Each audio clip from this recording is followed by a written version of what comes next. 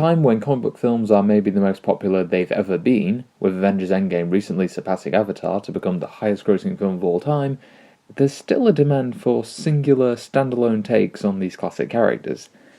I love the MCU, and watching it grow into the epic saga it has become has been a treat, but part of me still wants to see some standalone adventures in the future, just to keep the genre fresh and interesting. And that is the kind of thinking that led Todd Phillips and Joaquin Phoenix to make Joker, a standalone origin story for Batman's greatest villain. But did this work? Joker opens in October 1981 and follows Arthur Fleck, a struggling party clown and aspiring comedian, or at least he does one stand-up show and says he's a comedian, suffering from various mental and physical health difficulties. He lives in possibly the dirtiest, ugliest depiction of Gotham yet, during a time of great civil unrest. After a series of attacks, revelations, and the beginnings of an uprising, Arthur descends further and further into madness. And that's just the spoiler-free description. Story-wise, the film isn't especially complex, as it mostly follows the day-to-day life of Arthur, and his life gradually becoming worse and worse.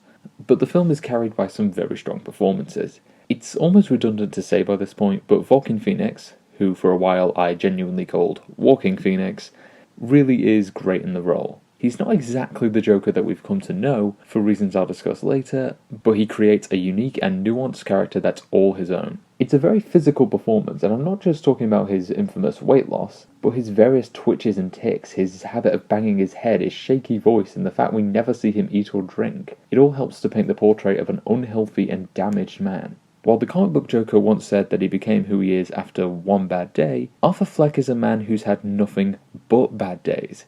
He's already on the edge by the start of the film, and it's only as things start to escalate that he begins to become the Clown Prince. The rest of the cast also add a lot to this film's vision of Gotham, particularly Brett Cullen as Thomas Wayne, who plays the character as a corrupt, almost Donald Trump-like figure. After only ever seeing this character through Bruce's eyes in other versions, it's interesting to finally see the man behind those childhood memories. Robert De Niro is, well, Robert De Niro. He plays Murray Franklin with a great sense of fun and charisma, making it perfectly understandable why Arthur is such a fan of him. Even in his most intense scene towards the end, De Niro makes the character feel genuine and likeable throughout.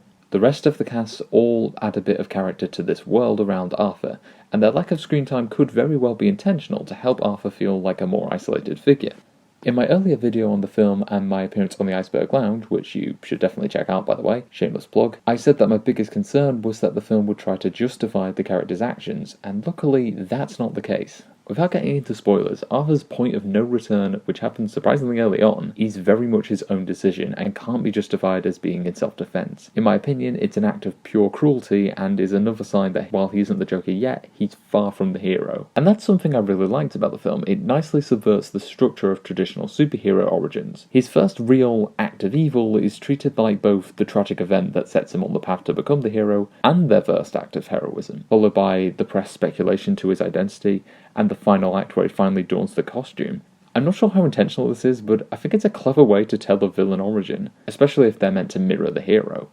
But Joker isn't perfect, far from it. The first time I saw the film, I really didn't know how to feel about it. I didn't hate it, but it felt like a collection of ideas that didn't quite come together. Personally, my ideal Joker film would be something akin to American Psycho, a horror black comedy with a lead who we find hilarious and terrifying in equal measure, whereas this film has a much bleaker tone. But watching it again with the foreknowledge of where it ends, I enjoyed it a lot more, but I still have two main criticisms. One, and I'm not quite sure how to phrase this, but I don't think the political themes are as profound as maybe the film thinks they are. There's a lot of talk throughout the film of the divide between the ruling and working classes, which is mostly represented through Thomas Wayne's character. But I didn't feel the film had much to say about this. Probably because it's telling the story through the eyes of a character we shouldn't really agree with. This was just how I felt about these themes, and I could be very wrong, but I can see that the film was trying to say something, and I'm not sure what that was. Also, in terms of comparing this to other takes on the Joker, Phoenix definitely delivers one of the best performances for this character, but his portrayal is very much its own thing. The Joker is often a criminal mastermind who's always in control of the situation. Even Heath Ledger's more anarchic version from The Dark Knight is still a calculated master manipulator.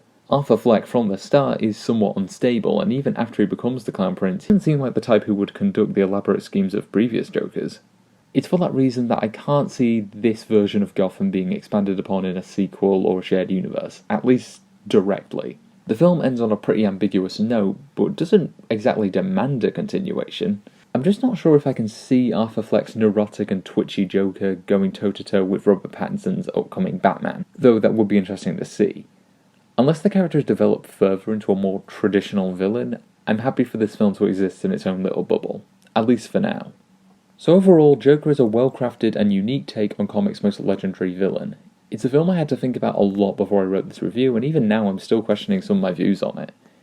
The hype around this film has just been exhausting, with some loving it, some hating it, some mocking the hype, and some just being indifferent to it. It's actually quite hard to tell what the consensus on the film actually is.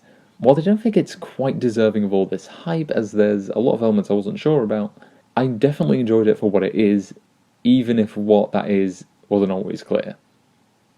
I give Joker a 7 out of 10.